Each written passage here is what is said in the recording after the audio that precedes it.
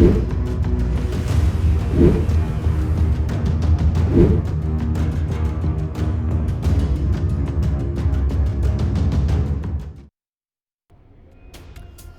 आप देख रहे हैं हिंदी खबर। मैं हूं आपके साथ अमित शर्मा। और सबसे बड़ा सवाल यही है, क्योंकि एग्जिट पोल्स भी सामने आ गए हैं, इसमें कौन पास हुआ है और कौन फेल।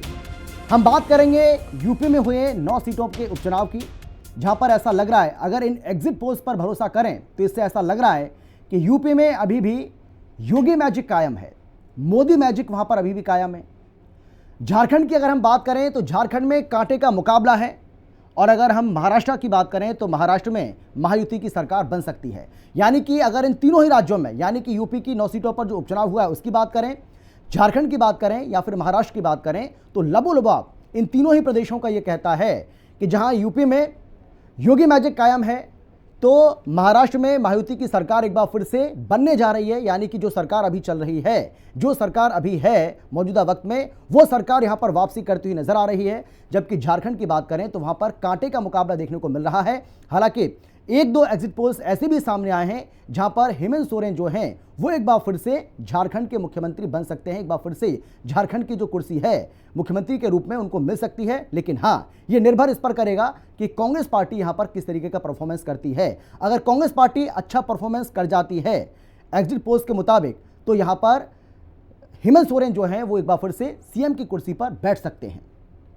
कुल मिलाकर के जो लड़ाई है इन तीनों ही राज्यों की अगर हम बात करें तो यहां पर इंडिया बनाम एनडीए की लड़ाई है। अब एनडीए बनाम इंडिया की इस लड़ाई में बाजी कौन मारेगा, क्योंकि अनुमान तो ये कह रहा है जो हमने आपको बताया, लेकिन असल जो सच्चाई है वो 23 नवंबर को हम सबके सामने होगी। 23 नवंबर को ही ये पता चलेगा कि आखिर किसके दावे और किसके वादे में कितना दम है, और जो एग्जिट पोल्स हैं वो कितने सटीक हैं और कितने सही हैं। यानी कि क्या जो एग्जिट पोल हैं वो एग्जैक्ट पोल में साबित होंगे या एग्जिट पोल में तब्दील होंगे, ये अपने आप में एक अहम सवाल। लेकिन महा एग्जिट पोल में कायम है योगी का मैजिक, और महा एग्जिट पोल में अखिलेश का बुर्का वाला जो दाव है, ऐसा लग रहा है कि वो नहीं चला है। एग्जिट पोल में पीडीओ को 2 से 3 सीट मिलने की उम्मीद है, और यूपी उपचुनाव की 9 सीटों का ये महापुल आपको बता रहे हैं, जहां महा एग्जिट पोल में योगी का जो मैजिक है वो कायम दिख रहा है। महा एग्जिट पोल में अखिलेश का बुर्का वाला दाव नहीं चला है। अब देखिए, जो एग्जिट पोल सामने आया है उस एग्जिट पोल के मुताबिक आपको हम बता रहे हैं कि कौन सा ऐसा एग्जिट पोल है, यानी कि कौन सी ऐसी सर्वे एजेंसी है जिसने बीजेपी प्लस को कितनी सीटें दी हैं और एसपी प्लस को कितनी सीटें जाने का अनुमान जो है वो लगाया गया है। तो अगर इसकी हम बात करते हैं, सबसे पहले हम बात करेंगे मैट्रिक्स की। तो मैट्रिक्स में बीजेपी प्लस को 7 और एसपी प्लस को 2, और जेवीसी की बात करें तो जेवीसी की, तो जिसने बीजेपी प्लस को 6 और एसपी प्लस को 3 सीटें जा सकती है उसके खाते में, ऐसा अनुमान जताया है। तो ये यूपी उपचुनाव, यानी कि यूपी की जिन 9 सीटों पर उपचुनाव हुआ है, ये उसका आंकड़ा आपको हम बता रहे हैं। जो एग्जिट पोल सामने आए हैं तमाम एजेंसियों के, सर्वे एजेंसियों के, वो आपको हम बता रहे हैं। अब बात करेंगे महाराष्ट्र की, जहां पर विधानसभा की कुल मिलाकर 288 सीटें हैं, और जो जादुई आंकड़ा है, जो बहुमत का आंकड़ा है, 145 है। अब देखिए पीएम मार्क क्या कहता है, मैट्रिक्स की ओर से क्या कुछ अनुमान जताया गया है, चाणक्य स्ट्रेटेजी जो है वो क्या अनुमान जता रहा है। पोल डायरी की बात करें, फिर जेवीसी की बात करें, या हम पीपुल्स प्लस की बात करें, तो बीजेपी प्लस और कांग्रेस प्लस, यानी कि इंडिया और एनडीए की अगर हम बात करें यहाँ पर, या महाराष्ट्र की जब बात करते हैं तो वहाँ पर महायुति और महाविकास आघाड़ी की हम बात करते हैं, तो अगर आप इस पूरे जो ये पोल्स आपके सामने नजर आ रहे हैं एग्जिट पोल्स, उसके मुताबिक यहाँ पर महायुति जो है वो सरकार बनाती हुई एक बार फिर से नजर आ रही है। एक बार फिर से यहाँ पर महायुति की सरकार बन सकती है, और महाविकास आघाड़ी को इस अनुमान के मुताबिक, क्योंकि ये अनुमान है, ये सिर्फ एग्जिट पोल्स हैं, ये एग्जैक्ट पोल नहीं है, इस बात को आपको याद रखना पड़ेगा। लेकिन इसके मुताबिक एक बार फिर से महायुति जो है वो यहाँ पर सरकार बनाती हुई नजर आ रही है। लेकिन अगर ऐसा है तो सवाल ये रहेगा कि क्या एकनाथ शिंदे एक बार फिर से इसका नेतृत्व करेंगे। हालांकि उन्होंने हाथ खड़े कर दिए, जब उनसे पूछा गया तो उन्होंने साफ तौर पर कह दिया कि भैया मैं तो इस रेस में हूँ ही नहीं। जब फडणवीस से ये पूछा गया तो देवेंद्र फडणवीस भी ये कहते नजर आए कि मैं भी इस रेस में नहीं हूँ। तो सवाल ये है कि इस रेस में है कौन।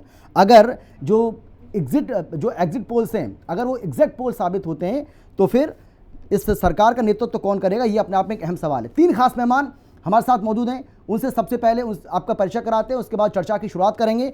मेरे साथ राघवेंद्र सिंह जो कि बीजेपी के प्रवक्ता हैं जुड़ गए, बहुत सर स्वागत है आपका।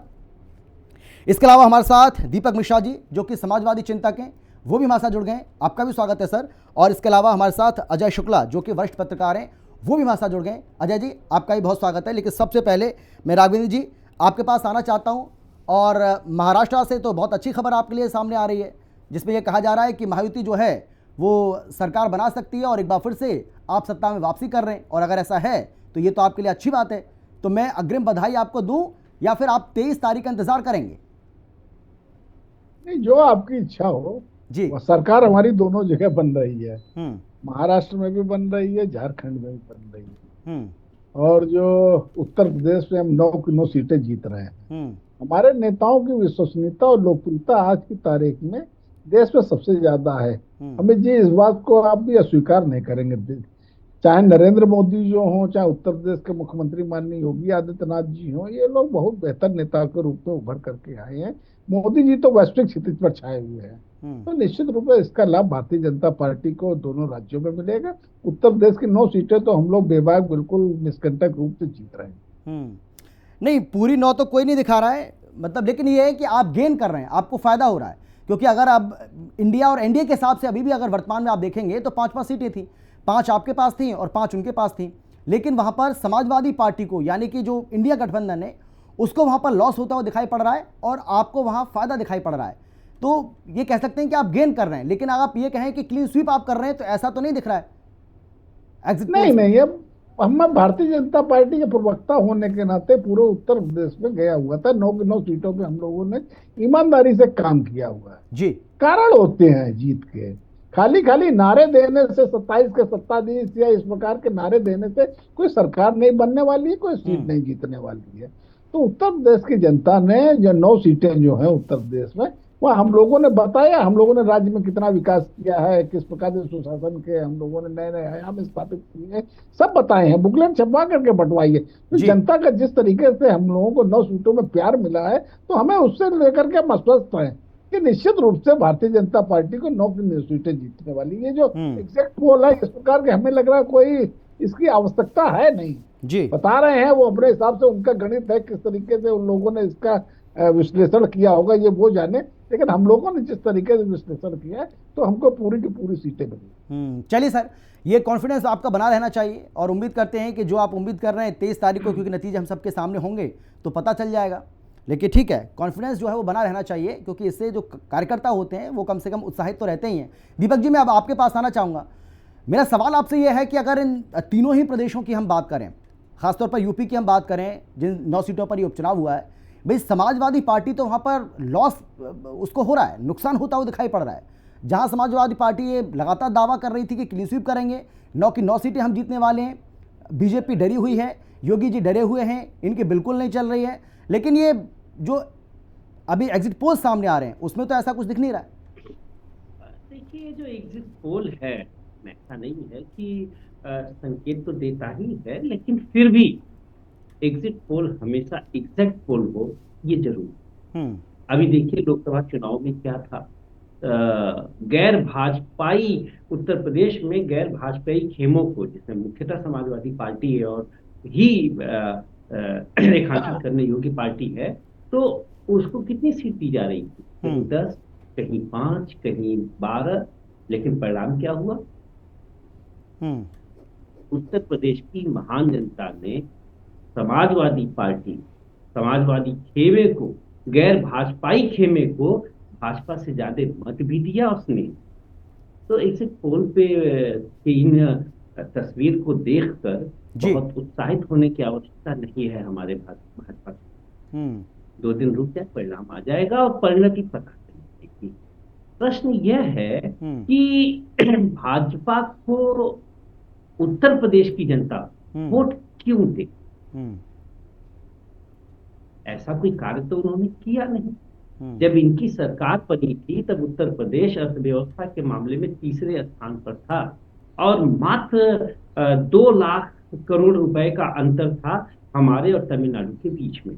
आज हमारा प्रदेश 5वें स्थान पर है और जो 2 लाख का अंतर था तो वह 12-13 लाख के अंतर में नहीं। वो तो दीपक जी देख लेंगे, वो तो जब चुनावी नतीजा आएगा उसमें साफ हो जाएगा कि आप जो बात कह रहे हैं इस बात को स्वीकार किया भी है जनता ने या फिर नहीं किया है। लेकिन बड़ा सवाल यही है कि समाजवादी पार्टी को नुकसान क्यों दिखाई पड़ रहा है, पहला सवाल। दूसरा ये कि जो बुरके वाला जो दावा आपने चला था, बुरके की बहुत चिंता आपको सता रही थी, ऐसा लग रहा है कि बुरके का दाव भी आपका नहीं चला है, वो भी फेल हो गया। आपको उम्मीद थी नहीं, बुरके से, लेकिन देखिए, बुरके ने मुझे ऐसा लग रहा है कि समाजवादी पार्टी को धोखा दे दिया। पहली बात तो हर कमजोर वर्ग के साथ खड़ा होना ही समाजवादी दर्शन का मूल मंत्र है। हम्म हर कमजोर तबका, पिछड़े वर्ग के साथ, दलितों के साथ, लोहिया की पार्टी, तब तक समाजवादी पार्टी का नाम सोशलिस्ट पार्टी हुआ करता था, जैसे भाजपा का नाम जनसंघ हुआ करता था। नारा ही था पिछड़े पावे 100 में 60, और इस नारा का जो मूल रूप से जो इसके चितेरा थे वो मधुलिमय थे, ब्राह्मण थे, महाराष्ट्र के ब्राह्मण थे, मधुलिमय।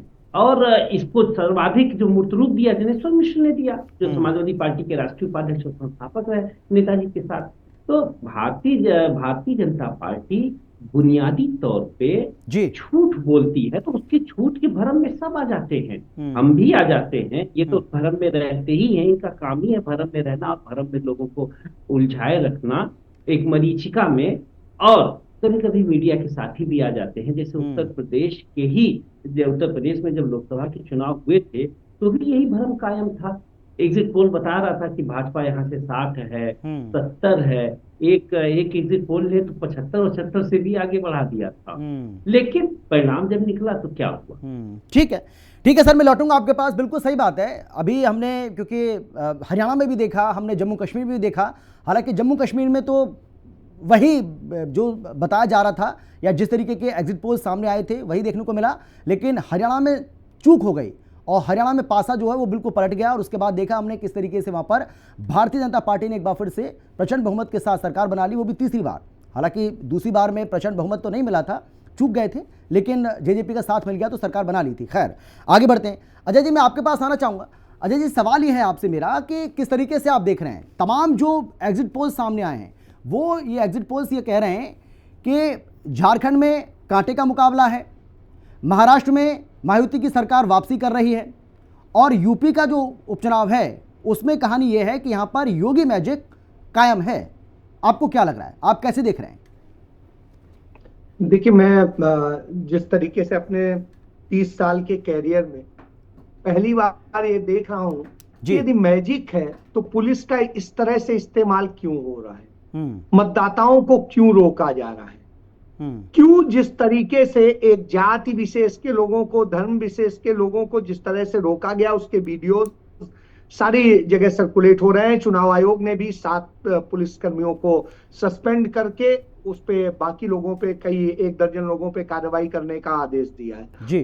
तो ये अपने आप में दिखा रहा है कि कहीं ना कहीं मशीनरी में जिस तरीके से इस्तेमाल हो रहा है उसका प्रभाव। तो यदि मैजिक चल रहा था तो इसकी जरूरत नहीं थी। इसका मतलब है मैजिक नहीं चल रहा है, मशीनरी के बूते, सरकार के बूते, पुलिस के बूते पिस्टल तान के आप जीतना चाहते हैं। तो यूपी के चुनाव का तो एकमात्र लबोलुआब ये है कि जब इस तरह से आतंक पैदा करके होगा तो कुछ भी रिजल्ट हो सकता है, उस पर मैं कोई कमेंट नहीं करूंगा। अब इसके बाद आ जाता है महाराष्ट्र में और झारखंड में जी। महाराष्ट्र की स्थिति आप देख लीजिए कि महाराष्ट्र में उद्धव ठाकरे के प्रति क्या जो वो समाज है, उस समाज में वो संपैथी का भाव खत्म हो गया है। जब यह हम सवाल करते हैं तो आता है नहीं खत्म हुआ है। लोकसभा चुनाव में जो स्थितियां थी क्या उससे बदल गई हैं? नहीं बदली है। हाँ, एक चीज बदली है, वो बदली है लाडली बहना। लाडली बहना का कितना लाभ मिलेगा यह जरूर देखना होगा, और उससे लाभ मिलेगा बीजेपी अलायंस को, इसमें कोई दो राय नहीं। लेकिन वो बहुत बड़ा भी मिलने के बावजूद मराठा क्या उनसे मानने को तैयार है? नहीं है। विदर्भ में किसान क्या उनके साथ जाने को तैयार है? नहीं है। कोंकण में जो स्थितियां हैं वो स्थितियां एज इट इज है। तो आप बताइए, तो कहीं पे बढ़ता हुआ तो दिख नहीं रहा है। तो जो लोकसभा चुनाव था उससे इतर कोई बहुत तस्वीर नहीं दिख रही है। उल्टा तमाम वो नैरेटिव जो किस तरह से वहां के उद्योग धंधे तमाम सारे जो चेंज हो गए, चले गए गुजरात, वो इफेक्ट बहुत बड़ा है। उससे युवाओं का एक बड़ा वर्ग नाराज है क्योंकि उसे रोजगार मिलना था, उसे काम आगे बढ़ना था। तो कहीं ना कहीं मुझे लगता है कि एग्जिट पोल वहां पर मुझे बहुत सुटेबल नजर नहीं आता है। इसके बाद में तीसरा आता है झारखंड का। यदि मैं कह रहा हूं लाडली बहना का लाभ मिल रहा है शिंदे और बीजेपी को, तो फिर महतारी योजना का लाभ निश्चित रूप से मिलेगा झारखंड में सोरेन साहब को, हाँ। उसको सरकार को। तो जब उसको मिलेगा तो आप वहां देखिए, क्या आदिवासी वहां का वह अन्याय भूला है? मैं सन 2000 में वहां पर हिंदुस्तान का ब्यूरो चीफ हुआ करता था। पूरा एक एक कोना घूमा हुआ है, मेरे सामने राज्य बना है और मैंने वहां की स्थितियां देखी हैं। वहां पर आदिवासियों का एकमात्र नेता है जिसका नाम है शिबू सोरेन। बाकी सब छोटे छोटे से उसमें हो सकते हैं, और शिबू सोरेन से ही कोई और निकलता है। तो ऐसी स्थिति में शिबू सोरेन का उत्तराधिकारी कौन है? हेमंत सोरेन। तो स्वाभाविक सी बात है उधर ही जाता दिखता है। तो ऐसी सारी जब स्थितियां बन रही होती हैं तो वो कहीं ना कहीं आदिवासियों को, एक आदिवासी अपनी अस्मिता को लेकर लड़ते हैं। भारतीय जनता पार्टी ने वहां मुद्दा चलाया घुसपैठियों का, लेकिन जिन्हें घुसपैठिया कह रहे हैं 28% जो है आदिवासी हैं और 11% जो है मुस्लिम है, और वो एक होकर के वोट कर रहे थे। तो इससे आप समझ लीजिए घुसपैठिए वाला वो चला नहीं। अब आता है कि किन चीजों का, वहां कांग्रेस जरूर थोड़ा कमजोर कड़ी है, लेकिन जेएमएम फायदे में है, ज्यादा मजबूत है, ज्यादा टक्कर दे रही है। इसलिए मुझे नहीं लगता है, और जिस तरीके से हमने लोकसभा चुनाव में देखा था, निश्चित रूप से बीजेपी उससे नीचे ही गई है, ऊपर नहीं आई है, क्योंकि शिबू हेमंत के बाहर निकलने के बाद जेल से और हाई कोर्ट के जजमेंट के बाद में जो ऑर्डर आया बेल पे, उसमें साफ साफ लिखा गया कि कोई भी अपराध प्रथम दृष्टया नहीं है, फिर भी उन्हें रखा गया। और इस पर जब ईडी सुप्रीम कोर्ट गई तो फटकारा गया, वह मुद्दा पूरी तरीके से वहां बनाया गया। और जिस तरीके से इस बार हेमंत सोरेन की पत्नी ने काम किया है, उसने महिलाओं में एक बड़ी कड़ी जोड़ी है। इसलिए भाजपा की जो सबसे मजबूत सीट है रांची की, वह सीट भी इस बार फंसी हुई दिखाई देती है। जी बिल्कुल, चलिए ठीक है अजय जी, मैं एक बार फिर से आपके पास लौटूंगा, लेकिन राघवेंद्र जी भाई बटेंगे तो कटेंगे, इसकी भी तो परीक्षा होनी है, इसकी भी तो परीक्षा है भाई। एक तरफ पीडीए है जो ये कहता है कि जीतेंगे और जुड़ेंगे, पीडीए जीतेगा तो आपको जोड़ेगा, लेकिन योगी जी कह रहे हैं कि बटेंगे तो कटेंगे। तो भाई परीक्षा तो इसकी भी होनी है, लेकिन आपको लगता है कि अगर एग्जिट पोल के हिसाब से हम देखें और अगर यही मान के चलिए एग्जैक्ट पोल में साबित होते हैं या उसमें तब्दील होते हैं, उसमें ये बदल जाते हैं, तो ये माना जाए क्या कि ये मुद्दा काम किया, बटेंगे तो कटेंगे, खासतौर पर यूपी के लिए? हालांकि महाराष्ट्र में भी ये जमकर चला है, इसमें कोई शक नहीं है। बटेंगे तो कटेंगे, ये क्या एकता का नारा नहीं है क्या? हमें याद है अफगानिस्तान में हमारे देश की सीमाएं किसी समय हुआ करती थी, हम लोगों ने किस प्रकार उसको खोया है, पाकिस्तान को किस प्रकार खोया है, बांग्लादेश को किस प्रकार खोया है। आज की तारीख में बहुत से राज्य ऐसे हैं जहां पर इसी प्रकार का षड्यंत्र रचा जा रहा है। क्या ये बात गलत है? डिवाइड और रूल का मतलब क्या है? अंग्रेजों ने किस प्रकार से हमारे यहाँ शासन किया और कांग्रेस का उसका पोषक नहीं बनी हुई है, ये बात क्या गलत है क्या? ये जो जिस प्रकार से M22 समीकरण लेकर के आते हैं, ये क्या संपूर्ण समाज की हिस्सेदारी है क्या? पीडीए लेकर के आते हैं, पीडीए क्या संपूर्ण समाज की भागीदारी करता है क्या? पीडीए क्या है भाई? M22 क्या है? वाई का पूरा उत्तर प्रदेश से देखा, वाई का किस प्रकार से इन लोगों ने शोषण किया। एक ही परिवार के 47 लोग हुआ करते थे, मेरे पास सूची रखी हुई है। उत्तर प्रदेश में दूसरा यादव उनको मिला ही नहीं। कमाल का इनका M22 रहा है, या पीडीए लेकर के नया सरूपा आ गए। एक मतलब कभी अल्पसंख्यक बताते हैं, कभी अगड़ा बताते हैं, कभी आधी आबादी बताते हैं, ये खुद ही कंफ्यूजन में है। भारतीय जनता पार्टी सर्व समाज की राजनीति करती है, सबका साथ सबका विकास सबके विश्वास को नारे को लेकर के काम करती है, अंत्योदय को विषय को लेकर के काम कर रही है। और ये मेरे दोनों नारे जो हैं हर राज्य में है और केंद्र का भी यही नारा है। अंत्योदय मतलब समाज के अंतिम पायदान पे खड़े व्यक्तियों के हितों की रक्षा के लिए भारतीय जनता पार्टी ने हमेशा काम किया। हम लोगों ने भवन दिए, बिना पैसे के शौचालय दिए। नहीं बात ये है ना राघवेंद्र जी, ये बार बार आपसे पूछते रहे, राघवेंद्र जी ये बार बार आपसे पूछते रहे तमाम जो आपके विपक्षी लोग हैं, जो विरोधी लोग हैं, जो राजनीतिक विरोधी हैं, वो लगातार ये सवाल आपसे पूछ रहे थे कि भाई आप किससे बटने की और किससे कटने की बात कर रहे हैं, मतलब बटेंगे तो कटेगा कौन, ये वो पूछ रहे थे कि कौन कटेगा और कौन बटेगा। इसका जवाब नहीं दे पाई बीजेपी, ये बार बार कहते रहे, चाहे कांग्रेस पार्टी हो चाहे समाजवादी पार्टी हो। देखिए, जिनको समझना था वो समझ गए। क्या हम अपने मतदाता को एक करने के लिए ये नारा नहीं दे सकते हैं क्या? जब ये पीडीए का नारा ले सकते हैं, पीडीए क्या है? क्या सर्व समाज की भागीदारी अमित जी कह सकते हैं? ये अभी समाजवादी पार्टी के हमारे समाजवादी पार्टी के चिंतक बैठे हैं, ये गोल गोल जलेबी बनाने का खूब काम करेंगे, लेकिन पीडीए सर्व समाज की हिस्सेदारी, सर्व समाज की भागीदारी कभी नहीं करती है। राम मनोहर लोहिया जी अगर आज जिंदा होते, ये वो समाजवादी पार्टी लोग हैं, उनको तक टिकट ना देते। ठीक है सर, तो समाज के नाम पर दूसरे आदमी का ये लोग कोई स्वीकार नहीं करता है। पिछड़े वर्ग का अगर दूसरा मुख्यमंत्री बना दे तो मैं मानता हूँ ये लोग इस प्रकार की बातें करते हैं। भारतीय जनता पार्टी में है, ठीक है। लेकिन दीपक जी चुनावी नतीजों से पहले ये जो अनुमान सामने आया है हम सबके सामने, ये अनुमान तो ये कहता है कि आपका जो पीडीए, जो आप जिसको बहुत ज्यादा उछाल रहे थे, आपको लगता था कि इससे बहुत फायदा होगा आपको, क्योंकि लोकसभा चुनाव में वाकई में इसका फायदा आपको मिला, आपने सोचा कि उपचुनाव में भी इसका फायदा हो जाएगा, लेकिन जो एग्जिट पोल सामने आए, एग्जिट पोल तो ये कह रहा है कि भाई कोई बहुत ज़्यादा इसका फायदा आपको नहीं हुआ है। अगर 2 से 3 सीटें आपको मिलने का अनुमान है, यानी कि पहले से तो आप नीचे जा रहे हैं ना, कम हो रही है सीटें, तो फायदा कहाँ हुआ? कहाँ आप पीडीए को फिर हाँ मुद्दा आप जो बनाना चाह रहे थे कहाँ बना? वो ना जुड़े ना जीते। परिणाम आने दीजिए, और कोई भी एक सूत्र 2-3 चुनाव तक चलता है, लेकिन झूठ 2-3 चुनाव तक।